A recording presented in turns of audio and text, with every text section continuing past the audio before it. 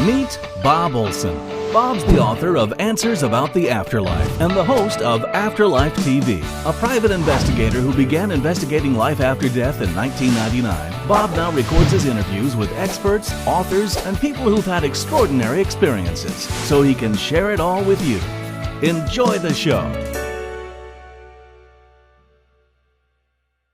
Hey everybody, Bob Olson here with Afterlife TV. You can find us at afterlifetv.com. This is where we search for evidence of life after death and ask the meaningful questions around that subject. Today we're going to be talking about changing habits at a soul level.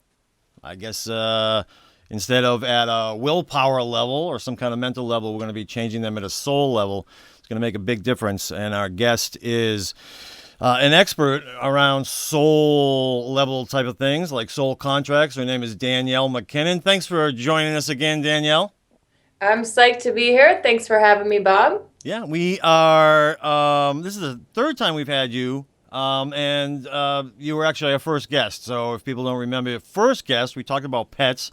If pets go to the afterlife, something like that, right? Something like that, Something yeah. like that. But that interview turned out really, really well. I hear from a lot of people it helped them, and it still helps them. I get a lot of great comments from people as well who have lost their pets. They're looking for answers, and then they hear what you said about that, and gives them a lot of comfort and helps them out with their grief. And you and I, both pet owners, we understand that, at a deep level. This is a great time of year to be talking about changing habits. And this is why I asked you to come back, because you actually helped me with it. Now, I didn't do it for, like a New Year type of resolution thing. What I did was I had a goal, I guess I call it a goal, a desire that I had been trying to fulfill for a long time. And what happened was in October, I actually realized that it had been 3 years that it had taken me to do this, to fulfill this goal, and I still hadn't accomplished it. And I ended up calling up Danielle and said, help! I need help. And I didn't know whether you could help me or not, but I'm one of those kinds of guys who likes to have other people walk me through things, like even with meditation, I like guided meditation. And so you were kind enough to bring me through a session, and I didn't realize you have changed so much. Like your readings, your sessions with you have changed so much, and I was so impressed. And I ended up having such a profound change in my life, was able to finally accomplish that goal over the coming, I think, 2 months, thanks to that session with you and the homework that you gave me. And we'll talk about all this but this is how this all came about. I want everybody to know. This is, I had an amazing session which resulted in profound changes in my life. And then, of course, the new year comes along, and I'm thinking, well, a lot of people want to change their habits, but they want to change them the way I changed them, which actually creates an effect, as you call all the other changes. Yeah, at a soul level. And so why don't you tell us a little bit about how you have this expertise in soul level, soul contract kind of stuff? Well, you're totally right. Over the past several years, I've gone from purely doing animal work, animal psychic work, animal communication work, into doing animal soul contract work, which is helping animals and humans figure out what they're learning from each other, into doing human soul contract work, which is looking at for people what they're supposed to learn in this life, what's holding them back from that, and working with the soul contracts around that. I didn't plan, you know me, I did not plan on this at all. Yeah. I was going down the MBA route, the corporate world, working my way up the ladder, but I wasn't happy.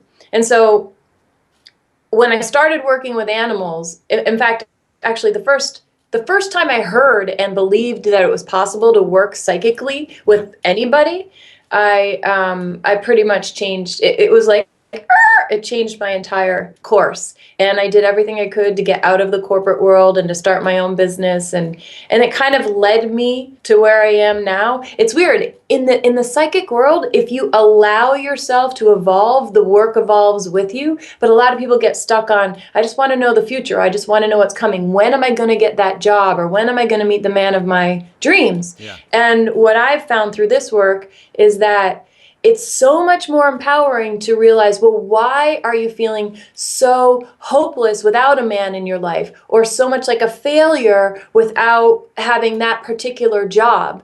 I've realized that using my abilities to help people through soul contracts to shift things so that regardless if you have the man in your life or not, you still feel good about yourself. Yeah. That's where the work has gone. That's what I've shifted it into. I think I kind of answered your question. No, you did. And you answered an earlier question too. Like, this is the difference between working at a willpower level and working at a soul level. And it's really about getting to the root cause of something. So rather than seeing, oh, that's what it looks like, you're able to bring it down a step below that and go, oh, that's where the seed was, planted, and that's the root cause. And we'll get it at that level, and that's how you can really make changes, right? Yeah, I like to, that's what working with soul contracts is all about. It's not about exactly what's blocking you, although that's an important piece, but it's why is that piece there blocking you at all? Why does that exist? Why does that block have to be there? When you understand the why, which is, as you're calling it, the seed, I do call it the seed thought. When you understand that why, that understanding can shift everything. So when you're talking about how you, over the 2 months doing the homework, were able to shift at a deep level, what you did is you shifted that seed thought, that inner belief that you have, rather than, well, I'm just going to make myself do things differently. Yeah. Those, it's kind of the idea of affirmations. Affirmations can be really helpful, but if you have a deep down belief, a root belief that says the exact opposite of what you're affirming, every time you affirm whatever it is, I am beautiful, but you believe you're not, it's going to clash against you. So it's kind of like you're putting yourself in conflict with yourself all the time, every time you're trying to do your work. So the idea here is, well, let's actually work on that piece down deep and shift that. And then you can believe you're beautiful because there's nothing telling you you're not beautiful. Right. And so, in other words, you're saying, figure out why you feel like you're not beautiful. What was it and when was it that you originally started thinking this? Yeah.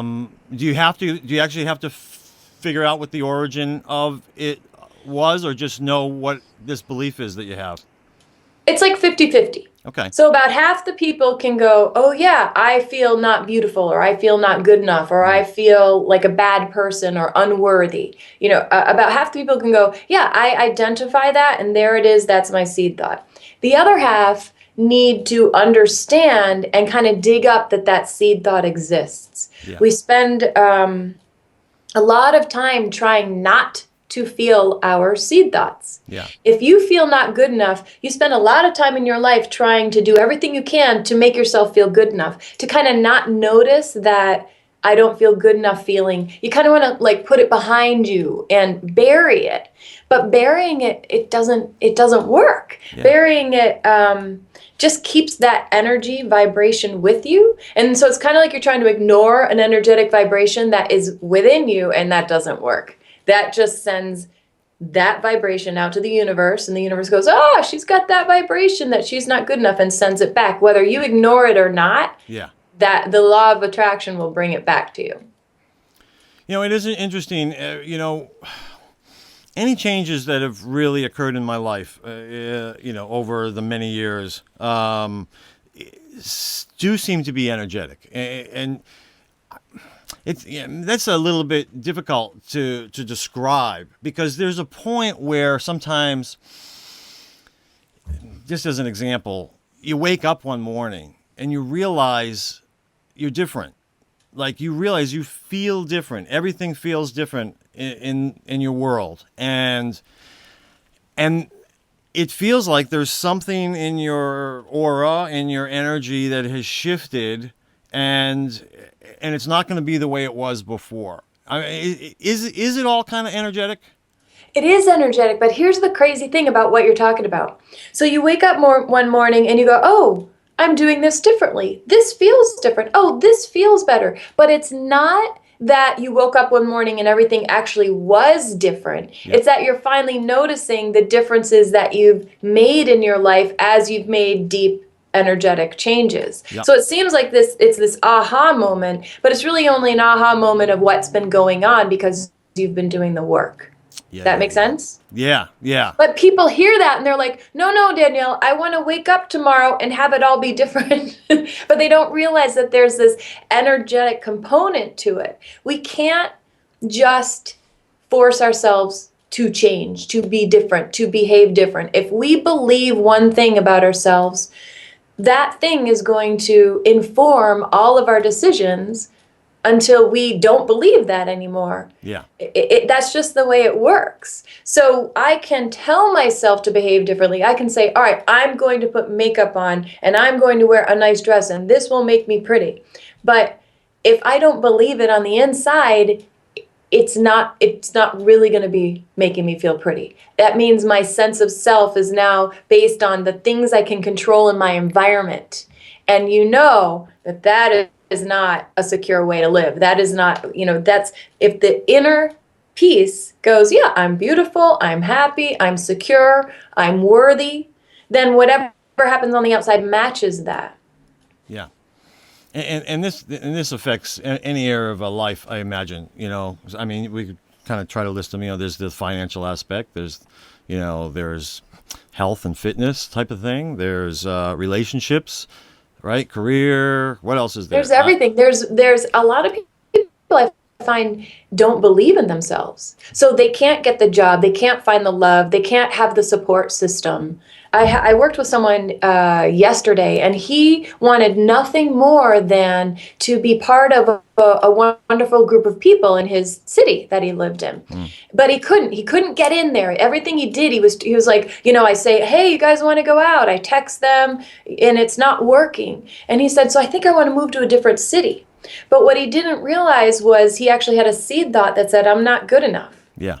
So his seed thought was driving him to have this kind of almost like a desperate, needy edge to him, Yep. to not behave true to himself. So he wasn't putting out a message to these guys, hey, yeah, we are a match. It was more like, I need you to feel okay. Yeah. So the people weren't being attracted to him. That seed thought, and you don't realize it, but that seed thought drives everything.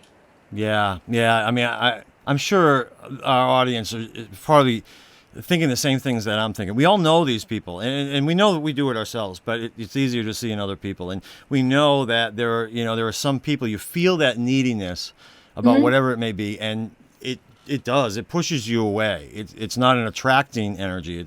Or it pushes the job away, or pushes the love away, or it really, if you've decided that you need X, Y, and Z in your life, love, money. I mean, a lot of people who come to me, I want to make more money. Yeah. That's a huge one. If you want to make more money and that's your main goal, you've got to step back and look at, well, why have I decided that money is the thing that's going to make me okay? It's a form of support. So really what this person is saying, I want more support in my life. I want more help in my life. But money is the easiest, most obvious place to decide, well, I need to focus there. I need to do that from now on. All right. So let's back up a little bit here again. Yeah. Because I brought up this idea of, it seemed like someone planted a seed at some time in our life, and then that kind of grew.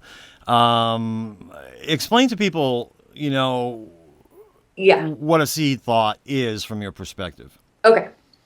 So I will, let me do it like, you remember that old cartoon that was on Saturday mornings, The Birth of a Bill? And they're like, yeah, I'm just a bill. Okay. I do. I'm all excited. We're showing our age.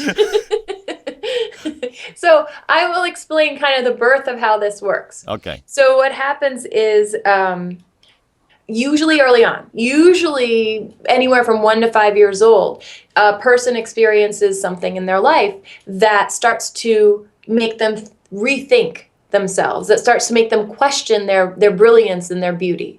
So the idea being that if we are totally healthy and clear and have wonderful soul systems, wonderful access to our soul, everything we experience is helpful. And we can learn the lesson and we grow and we expand. But usually somewhere between 1 and 5 years old, people experience something that makes them go, am I not good enough? Or do I not deserve love? Am I unworthy? Am I a bad person? Like at this young age, you start thinking, why is my mom so focused on her job? Or why is my dad so stoic? Can I not break through there? What do I need to do to get some love here? So it's when these thoughts start going on that you start actually pulling away from the connection to the soul. Yeah. I look at it like we actually take these energetic pieces and stick them in between us and our soul. We're separating from our soul. So now what happens is, as we grow, we start tapping into those, what I'm calling seed thoughts, that I don't think I'm good enough, or I don't think I'm worthy of love, whatever they are. So whenever I experience something as a 5-year-old, such as, well, I didn't get, there weren't enough cupcakes and I wasn't given one, I go, well, that must be because I'm really not worthy of love. And there's my seed thought. And then my seed thought says, okay, Danielle, go do this or go do that to try and be worthy of love. So what happens is now I'm sitting around and I'm growing and I've got these seed thoughts within me, blocking me from my soul. And then I start going, all right, what can I do to make me be worthy of love from now on? How can I feel that? How can I make sure I have love? Because it seems like I don't get it from anywhere. Right. So I think I will be the best. I'll do everything I can to be the absolute best. And when other people see that I'm the best, they'll see that I'm worthy of love. Then they'll give me that love, and then I'll finally feel loved. But can you, so that little deal that I make with myself, I'm going to be the best, that's a soul contract. Yeah, and people don't realize that that's a soul contract. All right. So can you see, though, how that puts me in a position where now every single time I have to be the best in order to maybe feel worthy of love? Yeah. Meaning I am now relying on my outside environment. I have to make sure that everybody's not as good as me, that I can beat everybody, that it's very difficult, because then what happens when Jane Smith comes in and she's awesome at it, whatever it is? Sure. Now I'm not going to feel good about myself. Now I'm going to feel unworthy of love. That seed thought really shows up because I can't satisfy that soul contract that's supposed to fix it all. Did that make sense? It makes perfect sense. And I can imagine a young kid, doing something to be the best, whatever, winning a trophy, winning an award, whatever it is, and then, maybe getting a little bit of love from the parent, just getting some attention. Right. Which is what he was seeking to begin with. And so now he's, I could certainly see how this could lead into someone becoming maybe excessively competitive all the time. Yes. Yeah. And it means that, it really means that you can never feel okay unless you're the best. Yeah. And it means that you're not addressing that inner part that says, I'm not worthy of love. You're just addressing the Band-Aids. It's like you're putting more and more Band-Aids on you. You always have to have a Band-Aid on the wound in order to feel okay. All right, as long as the wound's covered up, let's put that Band-Aid there. I can manage through life. But it actually ends up distancing you even more from the beauty of your soul, from that feeling of total peace and contentment and love that comes when you're really accessing the inner you. Right. And never realizing that you don't have to be the best at everything. Right. I can see, so many people think fame is where it's all at, right? Yeah. If my fans love me. Exactly. Right. So I need to be very visible, and I need everybody to see me. I need to be the center of attention. Yeah, there's another soul contract right there. Soul contract. And so, all right, so we have these seed thoughts that get created. Which are, just for an example, I'm not worthy, I'm not good enough, I'm not good, I'm not lovable, I'm not safe, I'm not supported, I'm not protected. I mean, there's a lot of them out there. Yeah. And then I can only imagine that once you start to believe it, so a seed thought is really a belief, and once you start to believe it, you probably look for evidence to back that up. You know what I mean? It's like, well, this is my belief.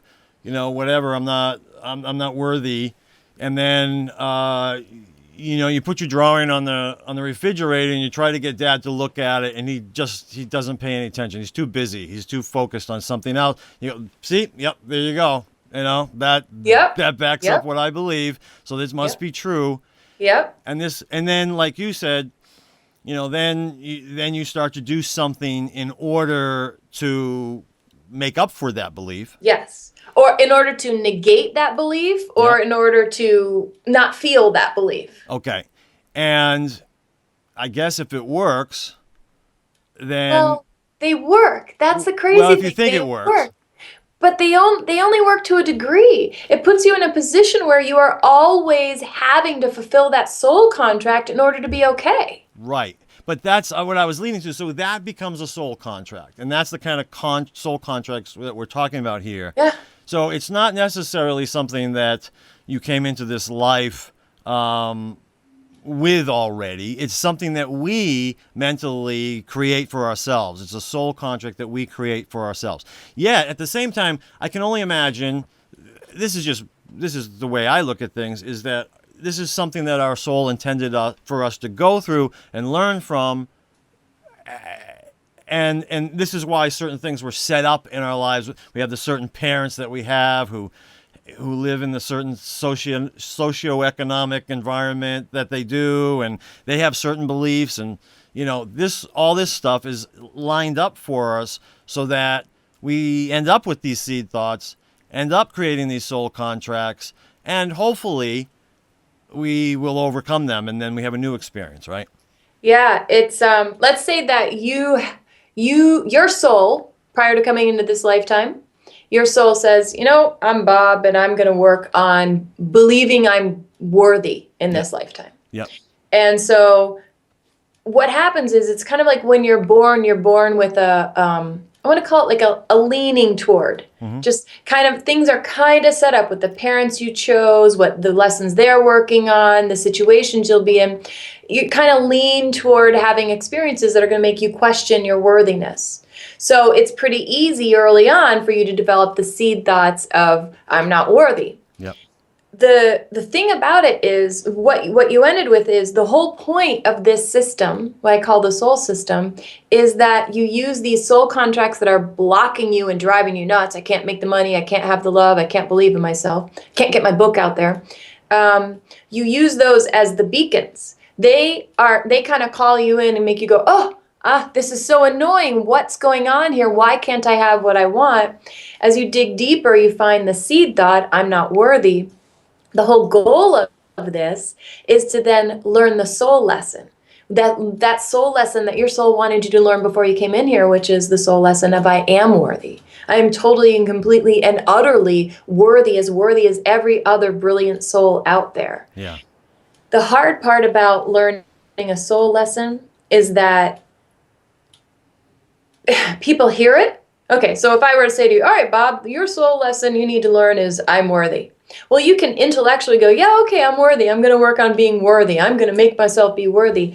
But it's not about that. It's about embodying worthiness. It's about living your life from a place of worthiness. So as you work with this system, what ends up happening, as you work with your soul contracts and your seed thoughts, what ends up happening is the way you make your decisions about yourself changes.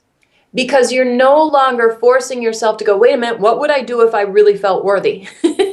You're just automatically knowing you're worthy and making the decision from that place. And that changes everything, no question about it. It changes everything. And because, like you said, you're sort of putting out a different energy from yourself. One of the things I want to get back to, because I think it's really important, it was something that you told me in my session that really helped me understand this. You touched upon it earlier, but I want to emphasize it. We as souls, having this human experience, are perfect, and we are filled with brilliance and filled with love and filled with light, right? And it's these little seed thoughts that come along and the soul contracts that we create because of them that diminish that light, right? Yeah. Do I have that right? How would you sort of say it? You said it really well, actually. All right. Well, hey, So, thanks you. that was very good. So, And- the as we learn the soul lessons we came in to learn, we're able to access that perfection. Yeah. Every single one of us is actually perfect. It's these other energies that we take on that falsely make us believe we're not. And so we're all, everyone, I mean, I still have seed thoughts I'm working on, because once we've cleared all that, we've mastered every single one, we have mastered the human experience. Sure. Yeah. So, no reason to because be we get here. it, we have total access, there's nothing left to learn, and we can leave. Yeah. So Yeah. I think you said it beautifully. Well, and what I love about it is, so if you think of it that way, We have to pause because the phone's ringing. I turned off the ringers, That's but I guess okay. I didn't. Yeah, Don't worry so about hold it. on. Stay where you are. we can barely hear it, so don't worry about it. Oh, okay. This is spirit saying, pay attention to this, ringing, dingy, dingy. This is important. All right. Look, I believe in those things. So, anyways, what this says to me, the reason what I was sort of leading up to was then when our light is shining more brightly because we've overcome one of these things, then that's why people respond to that. So the more we become our soul self, you will see the response, the way other people, the whole world responds to you as a result of it. I think constantly we're sending out signals, just always sending out signals, whether if it's one of our soul contracts that we've created that, based on these beliefs, we're sending out signals. But if we are able to sort of negate one of those at the soul level, change our habits at a soul level, then we're sending out different types of energy, and people will respond to us. We're feeling different within. I mean, that's the biggest thing. So I had a client come to me because she was kind of like half divorced from her husband, but not really. Yeah. And they were kind of separated and living separate, but he was over all the time. Mm-hmm. And she really wanted to get into healing and helping people, but she didn't know how. So what she came to me for was for me to help open up her psychic abilities. Yeah. Because she felt blocked. Right. That makes sense. And as we got into it, the changes, she realized that this block that she had in the one area of psychic abilities was just representative of all these other blocks. And as we worked more, she's a client who then wrote me this beautiful email when she finished that said, I can't believe that I get to have this life. I can't believe that I get to walk through life and feel this way every day from now on. And she wasn't like, I can't believe how psychic I am, or how much money I made, or that I finally divorced my husband. It was this overarching feeling of every single aspect of her life shifted because she'd gotten that seed thought and the soul contracts that were driving her the whole time. Yeah. Wow, that's beautiful. I mean, I know. I will never forget that email because she embodied what so many people had been trying to say. They just hadn't said it as well, but she really, because it is a very all-encompassing thing. We don't realize how much the seed thoughts and soul contracts touch every single area. One of the things I want to, tell the public now, first of all, they can read about my experience. I wrote about it, and in the show notes below is a link to that article that I wrote about my own session with you and the experience following that. But one of the things, and I don't know whether I wrote about it in there or not, so I should emphasize it, is, once I knew my seed thought and I understood the soul contracts that I had created, there was more than one, in response to it, then that was one aspect of it that got me so far. But it was then later that you had me looking at my life to recognize when I was doing it, when I was doing this behavior that was a result of the soul contract, recognizing, oh my God, I just did that. I just did what we talked about. And when the awareness of it all then came to me seeing myself doing it in real life, that's when it brought it to my conscious mind, and that's when I felt a shift, okay? it didn't change my whole life. I'm not, it's like I'm not a completely different person overall. In that one way, it changed me. And I knew maybe I'll do it again, but I'll see it. I'll see it sooner the next time. And then if it even requires that, there's going to come a time when I'm going to start to behave in that way, and I'll see it before I even do it, and then I won't do it anymore. Is that kind of the way it works? It is, but I disagree. It hasn't affected the other parts of your life. Oh. It has affected, and let me say it this way, it is affecting the other parts of your life. So what happens is, yes, you're most aware of it in this one area, but it starts trickling out and touching these other areas, and then you realize, oh, I did this different too, and I didn't even think of it. It just grows as you go. It doesn't mean that you have to work on every single aspect of your life. Yeah. It's more that now that you're behaving and thinking and feeling from a different place, a higher vibrating place, not the low vibration of the seed thought, every decision you make and every place you live from will shift. Oh, beautiful.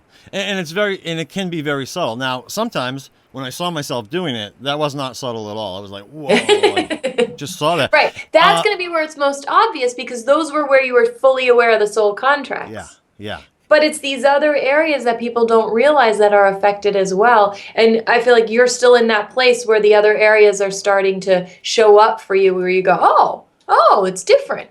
Well, I had several soul contracts or several behaviors that I was doing, and then I saw one of the other ones. I was like, whoa, right, whoa, and this kept happening, and part of it was because I was doing this on a conscious. I didn't just like have my session with you and go, okay, she fixed me. I had to do the work, and also because you weren't broken. Right. That's another big piece, is you weren't broken. You just had some energies within you guiding you, telling you stuff that wasn't real. What was great about it, now I believe that everybody can figure these things out for themselves, but like I said, I just happen to be one of those people who, help me out. I like help with things. I like to work with other people on it.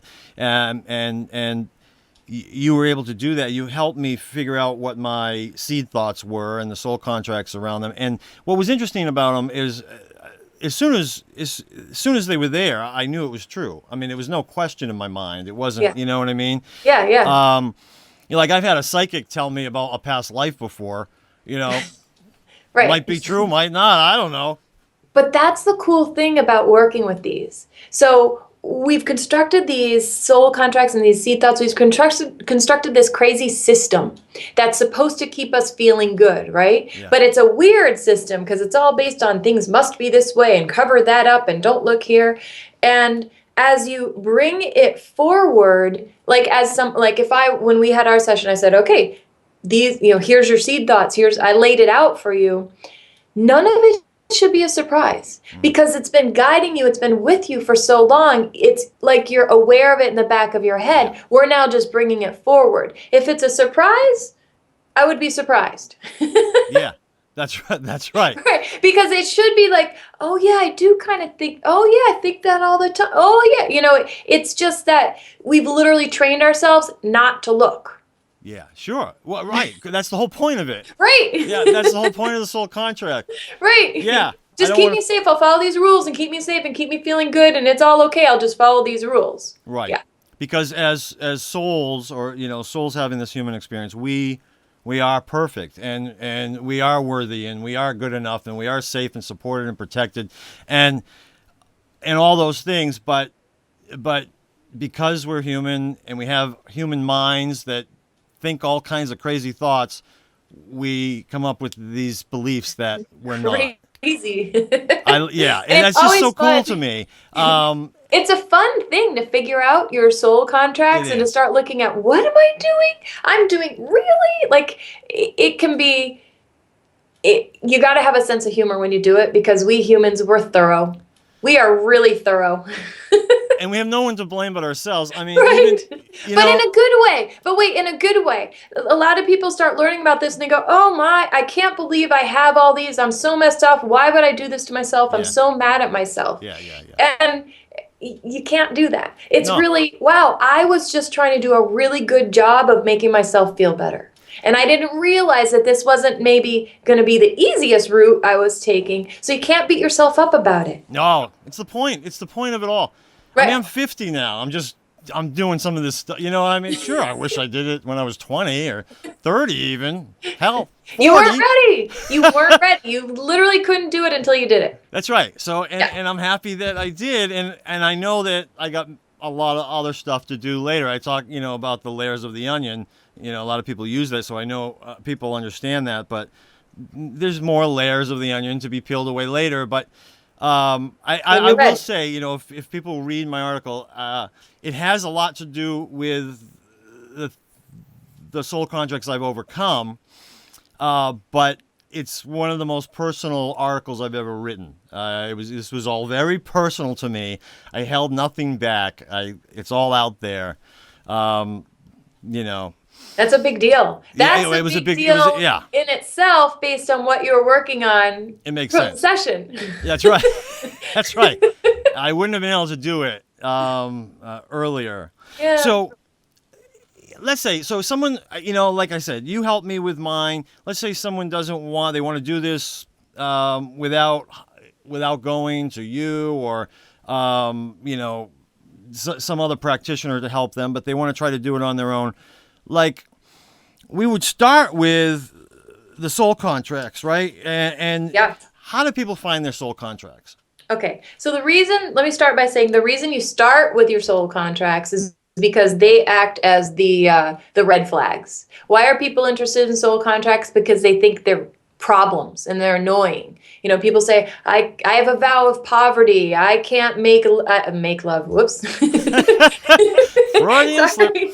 I can't find love. And so what happens is we get so annoyed and irritated in these certain areas of our life that we suddenly start to pay attention. What is going on? This is wonky. I've done everything. I've read every book. Why am I still stuck? Yeah. So the reason in doing this work you start with your soul contracts is because that's the most obvious place to start. Okay. So the first, there are a few ways that you can find out what your soul contracts are. And the first way is you might already know.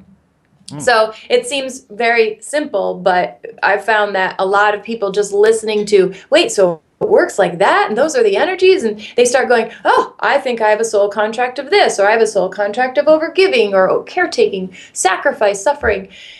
A lot of people just listening now can figure it out.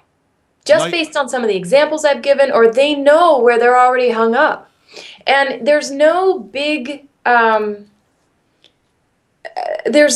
secret to it. It's not like you need me or someone like me to say, this is what it is. And, you really can look at it and go, well, I keep picking the same man who always wants me to take care of him and never gives back to me. Or you kind of know where you're stuck. So start there. That's the most obvious, easiest place to look.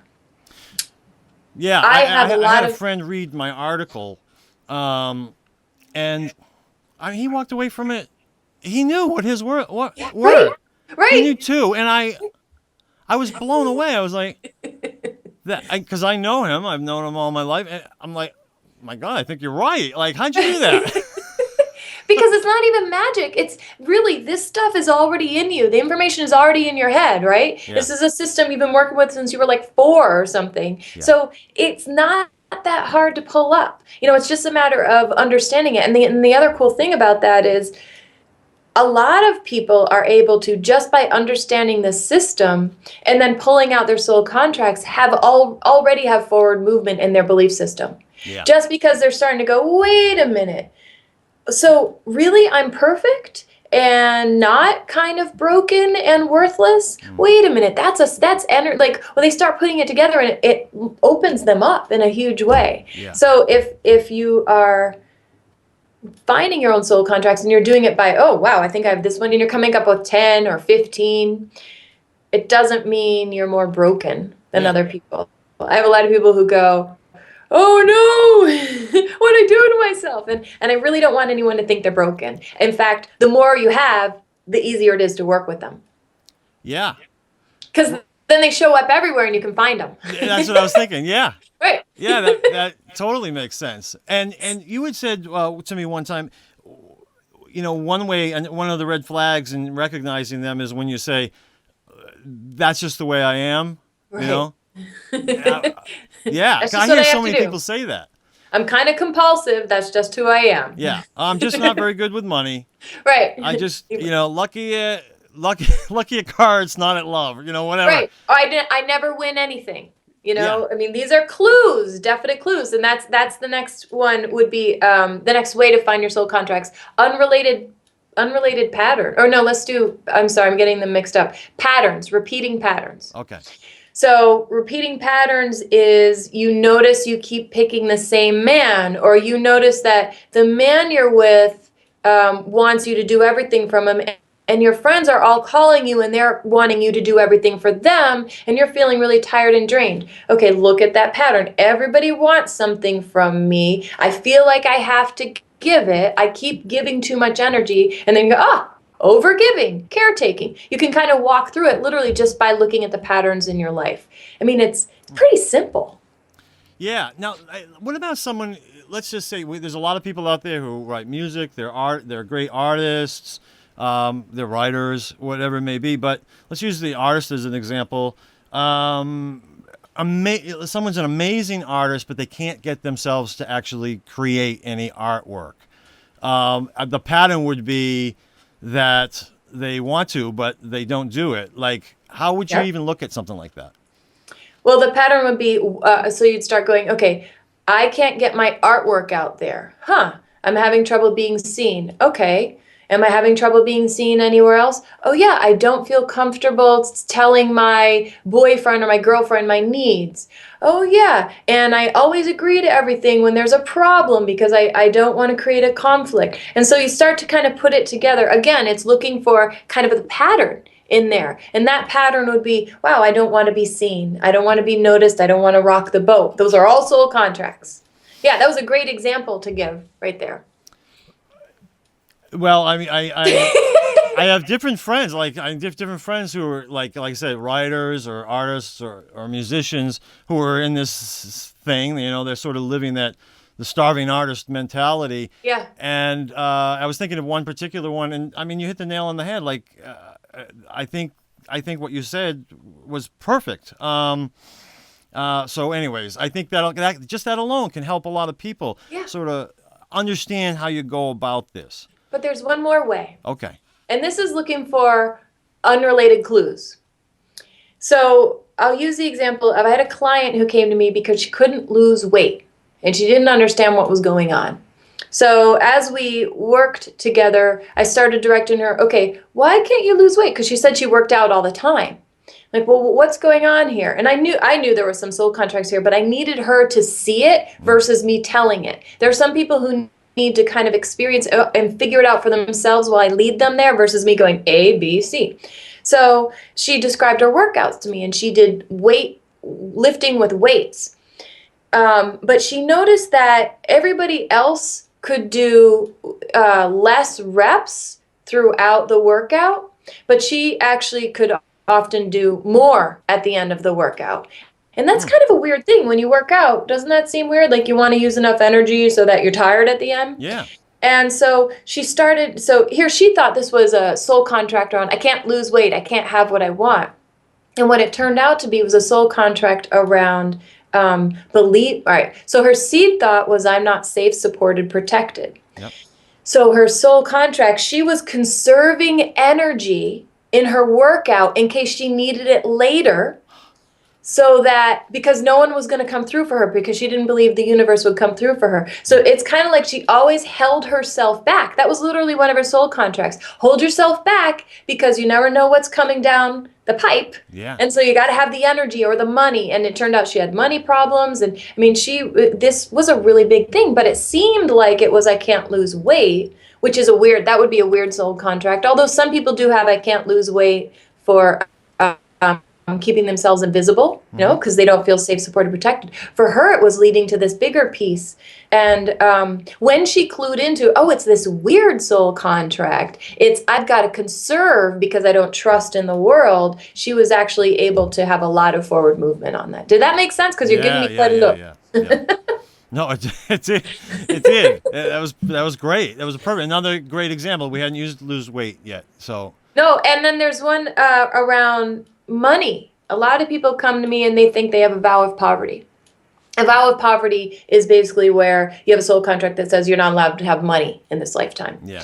And around that, I find that if you look around, it's usually not, and this is the weirdest thing, it's usually not soul contracts around money. Sometimes they're there, but a lot of times it ends up being soul contracts around receiving support, receiving and believing in yourself and believing you're worthy. So it's a soul contract that says you don't want to receive, because if you receive, you might have to open yourself up. Yeah. And then they might see you're no good on the inside. You're not worthy. Or you don't want to receive because then you'll have to give out, and you'll have to give out all of your energy. And if you give out all of your energy, there'll be nothing left for you because really nobody gives you anything anyway. So it's kind of like you have to think through the ins and outs of what you think the soul contract is and see if there are any seemingly unrelated kind of patterns in there to draw from, because they all end up fitting together. Yeah. Interesting. Okay, I got one for you. Okay. So it's a test. So someone is having issues with money. Yeah. But what they're always doing, I think the soul contract is trying to get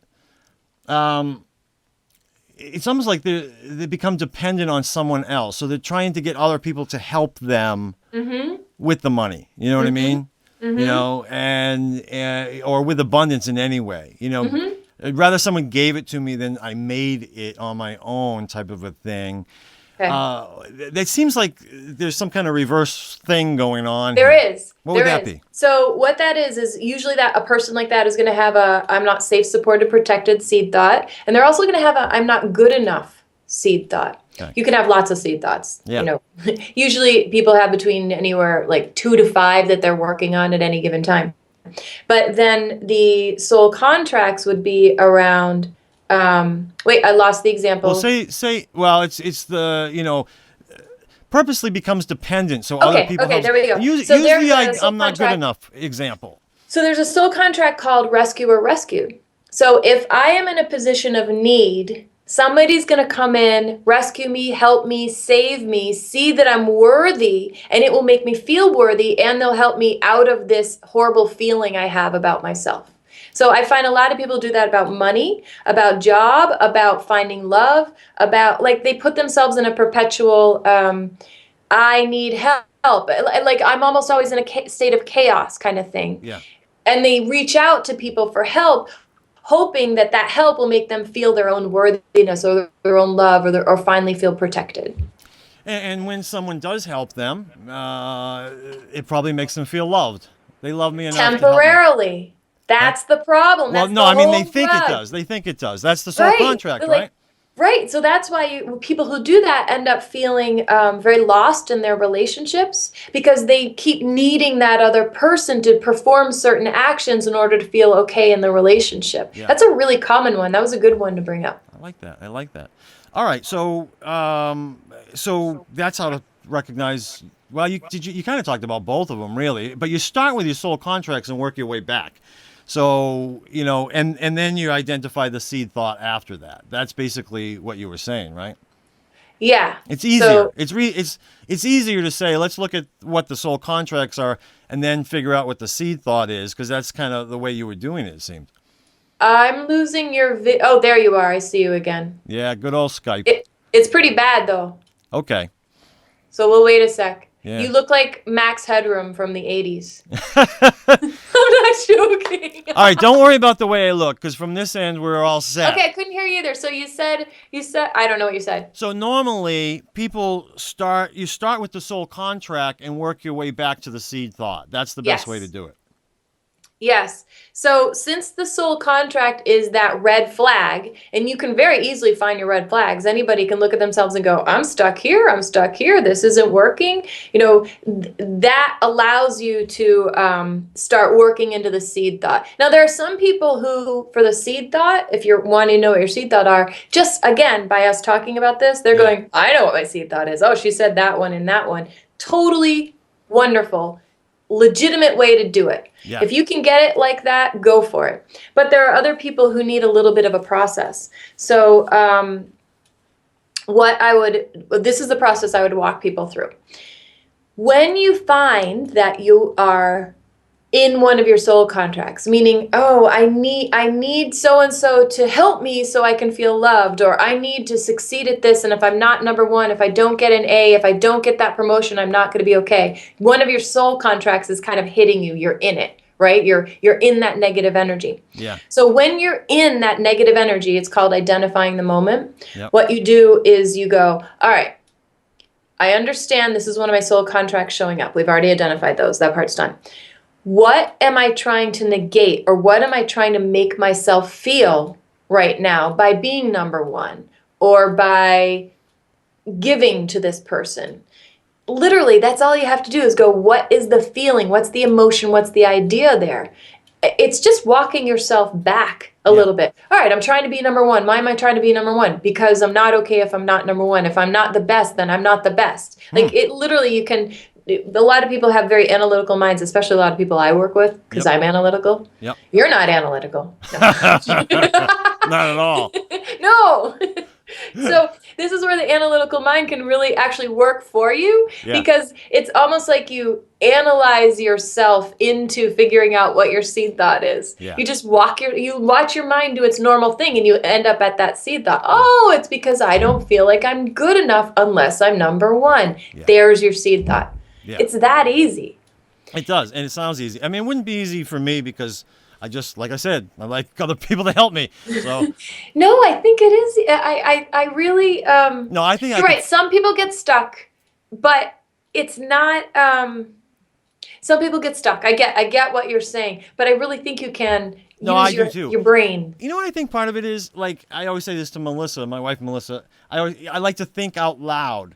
So I like to bounce things, and then I can figure things out. So a lot of times I'll talk with Melissa. So this is something people could work with their spouses or best friends and work on each other's together, and it might help them work their way back a little bit easier, because sometimes our spouses and best friends see things in us that maybe we're not willing to look at, right? Or we're not good yet at identifying all the times that it shows up. Yeah. Yeah. Or they could just call you up and you could help them with it the way Right. But we don't want to lose sight of the whole point of identifying your soul contracts and then your seed thoughts, which is once you get your seed thought. So if your seed thought was, I'm not worthy, you definitely want to identify your soul lesson. Yeah. Why am I going through this whole thing? It's to learn my worthiness or my brilliance or my lovableness, whatever it is. Yeah. Because that's the whole point. So just identifying isn't enough. And that's what you had to do when you were doing the work, is really kind of, it ends up becoming part of you, that soul lesson. Yeah. Yeah. Do I look different? Yeah. Everybody, do I look different? This is cool. For people, because we are on, obviously we're on Afterlife TV, but we're also on iTunes. And some people are listening to this, while they're running or whatever. If they wanted to learn more, they could go to Danielle MacKinnon. It's MacKinnon, right? Yeah. .com, DanielleMacKinnon.com. But I got to tell people about, before I'm gonna let you say one last thing before we end, but I'm too excited. I gotta tell people. Yeah, what are you gonna say? You wrote a whole book about this. Oh, yes. And I'm excited about. I got to read it. I got an early review copy or whatever. And all I have is a crappy printout of the That's cover. all I have. Let me show people. Soul Contracts: Finds Harmony and Unlock Your Brilliance. I love that. I love the cover. Melissa saw that cover and she was like, "Oh, that's beautiful." And I love it too. I wish you could have seen that reaction. And anyways, that book is coming out June 24th, 2014. But if people are watching this video beforehand, and I know many will, in the show notes below this video, there'll be a link to the Amazon, the page where it's on, and they can pre-order it. You can pre-order it, and then all of a sudden it just shows up on your door. I'll bet it'd be the perfect time in your life, right? Isn't that the way things happen? It will seem like magic. But anyways, and you can pre-order it, and then as soon as it's available, it'll be mailed out to you. I highly recommend it to people, and I wish it were available now, but I was too excited to share this with people, and being that it was the beginning of the new year, I just thought I wanted to do this video now instead of waiting till June to do it. So we'll play it again in June so people can find out more about the book. So, all right, let's just wrap all this up and tell people, the big essence of it all. Like, how would you like to talk about this? I mean, we still have a few minutes. What would you like to say about seed thoughts and soul contracts and this incredible work that we really haven't talked about yet? I would like to say that the system, this little soul system, seed thoughts and soul contracts, and all, it's in place to help us become the best people, souls, humans we can be. And I think a lot of people get caught up in tools and techniques, and it's got to be this way, no, I'm making this mistake. And I really just want people to walk away knowing this is here to help. These energies are there to help, even though they get in our way and they're flubbing us up, and some of us aren't making the money or finding the love or losing the weight or whatever it is. Those are messages. Those are red flags so that you look deeper and can do the work to learn the soul lessons. I don't want anyone to walk away saying, I feel like I'm really messed up. All that stuff applied to me. Oh no. I've definitely had people contact me and say, I heard you talk on whatever, and I really feel like I'm so messed up. I don't feel, and this was what I said to you earlier, I don't feel like any of us are messed up. We've just been guided by energies that aren't for our working literally in the moment for our greatest and highest good, but they are energies that in the big picture are for our greatest and highest good. Exactly. And, if people watched other videos, one of the most profound lessons that I learned from near-death experiences, for instance, was that our souls are just here to have an experience that we as souls can't have in the spirit world, because there isn't fear, there isn't, stress, there isn't suffering in the spirit world. There is here on the physical plane. And as a result, our souls come here to have these experiences. From these experiences, we gain compassion. And so any of us, and I would probably all of us who have seed thoughts and then create soul contracts around them and are dealing with this stuff the way we've been talking about for the last hour, our souls have benefited and will benefit for all eternity because of what we've been through. And so we're giving a gift to our soul by going through these things. But I think that from my own experience it makes our time here on the physical plane just a little bit easier if we do this work and work past some of these things, just like that person who emailed you talked about. Yeah. In so articulately, so much better than I am. But she just said that so beautifully, and you can get to a place. I am at this place in my life right now where every single day I just feel so blessed, and yet I still have things that I'm working through. We all do. Many so layers do I. to go. Yeah. Yeah, but it's about almost being grateful for the blocks and the hiccups and the challenges, knowing that they're helping. And now knowing, hey, there's a really simple way to work with these to get what you're supposed to get from them, to learn those lessons at the deepest level and then access that. I call it the brilliance within, to access that within. Well, thank you for helping us to see our brilliance, to see our light, and to find a new way to get in touch with that and to shine, each one of us shine a little bit brighter, thanks to you. I'm really grateful to you for coming and teaching us this, sharing us this months before your book comes out. Very, very, very generous of you. And I appreciate you coming on for me to do this and help everybody with it. So thanks, Danielle. It was a lot of fun, as usual. It was fun. Thank you. All right. So I love it. Everybody can go to Danielle MacKinnon. All the stuff is in the show notes. My article's in the show notes. Link to the book is in the show notes. It's all in the show notes. And we'll see you again. Yes. All right. I'd love to come back. Bye. That's all for another fantastic Afterlife TV episode. Bob couldn't be happier.